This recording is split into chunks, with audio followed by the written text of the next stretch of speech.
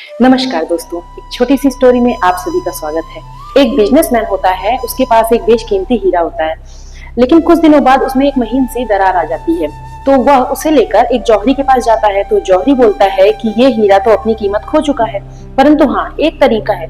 अगर इस हीरे को बिल्कुल ध्यान से दो टुकड़ों में बांट दिया जाए, तब यह दो बेशकीमती हीरे बन सकता है। परंतु यह काम जो है वो बहुत कठिन है। उस हीरे को लेकर फिर एक मजदूर के पास जाया जाता है। वह मजदूर एक ही वार करता है और वह हीरा बिल्कुल बराबर दो हिस्सों में बट जाता है। जहां से दरार होती है बिल्कुल बराबर वहीं से दो हिस्सों में बट जाता है। यह देखकर जौहरी और वो बिजनेसमैन दोनों आश्चर्यचकित रह जाते हैं। फिर जौहरी बोलता है कि यह काम इस व्यक्ति ने इतनी आसानी से इसलिए कर लिया क्योंकि यह जो आदमी है ये अभी बिल्कुल नया है। यह इस हीरे की कीमत को नहीं पहचानता। अगर यह इस हीरे की कीमत को पहचानता तो इसके भी हाथ कांप जाते। यही हमारे जीवन में भी होता है। जो चीज हमें सबसे ज्यादा प्यारी होती है, उसके बारे में फैसला लेने में, उसकी जिंदगी के फैसले लेने में हम हिचकिचा जाते हैं या हम गलत फैसले ले लेते हैं।